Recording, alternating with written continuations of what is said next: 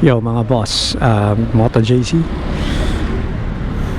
So ito talagang um, wala pa rin tayo makuha ang booking. February 13 ngayon mga boss. So bukas ay araw ng mga puso sa iba nating mga kapuso, kapatid at kaibigan at kapwa joyriders.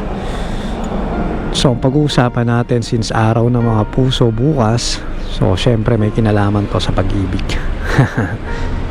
Not really pag-ibig, at kundi kasama na rin yung yung paggawa ng mabuti. Kasi may narinig akong napakagandang aral na sinabi ni Brad Eli, buti natandaan ko. Isa yon sa mga nagustuhan ko sa sinabi niya, na kada paggawa mo ng mabuti, kada pagpapairal mo ng pag-ibig, kahit sa hindi mo kahit sa hindi umiibig sa'yo, parang mas binibigyan mo pa yung sarili mo ng pabor sa Diyos Kasi halimbawa, gumawa ka ng mabuti, nagbigay ka ng pagkain, binigyan ka rin ng pagkain, nagpainom ka, pinainom ka rin, gumawa ka ng mabuti, ginawan ka rin ng mabuti. So bayad yung ginawa mo kumbaga yung tao nabayaran niya Pero halimbawa nagmahal ka, hindi ka minahal, diba? Nagpakain ka, nagpainom ka, pero ang ginanti niya pa rin hindi mabuti, kundi ang ginanti niya sa'yo ay masama. So Diyos ang gagawa nun nung kabutihan na yun na hindi niya nagawa. So ibig sabihin lang mga boss, ay parang mas binibigyan mo ng opportunity yung sarili mo na mas bigyan ka ng pabor ng Diyos, mas binibigyan mo yung sarili mo na nabigyan ka ng pabor ng Diyos dahil dun sa iginanti niyang masama, na imbis na mabuti yung iginanti niya sa ibinigay mong mabuti. So napakaganda nun, halimbawa may umaaway sa'yo, sinisiraan ka, pero ikaw hindi ka gumaganti, pinapakitaan mo pa rin siya ng pagmamahal. Dalawa yun kumbaga pwede mo siyang mapabuti dahil nga ginagawa ka rin yung masama, may isip niya, kahit na ginagawa ko na to ng hindi mabuti, ginagawan pa rin niya ako ng masama, diba?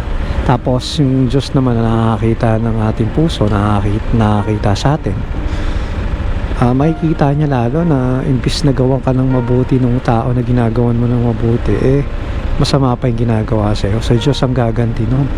Di ba napakaganda nun? So kaya ang aral nun sa atin mga boss is parang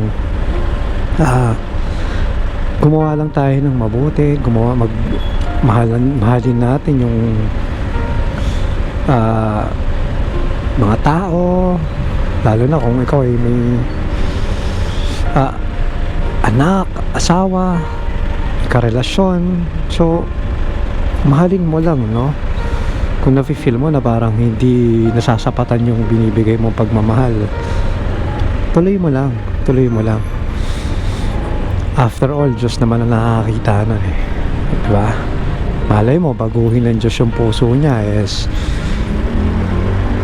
one of these days bigla mo na lang maramdaman na parang bumalik yung pagmamahal niya. At kung hindi man, halimbawa hindi bumalik, diba? Diyos naman ang gaganti nun. Diyos gaganti nung pagmamahal na dapat sana iginaganti niya sa'yo. So Diyos ang gagawa sa iyo nun. Diba napakaganda nun mga boss? Binibigyan mo ng pabor yung sarili mo sa Diyos kasi hindi ka nga nakakaramdam ng pagmamahal na dapat sana ibinibigay ng mga tao sa'yo, binibigyan mo ng pagmamahal, di ba? Kumbaga hindi ka nagagantihan ng pagmamahal So Diyos ang gaganti nun mga boss, nakasulat yun sa Biblia So di ba napakagandang aral na So yun lang mga boss, sa sana at least nakatulong para maka-inspire.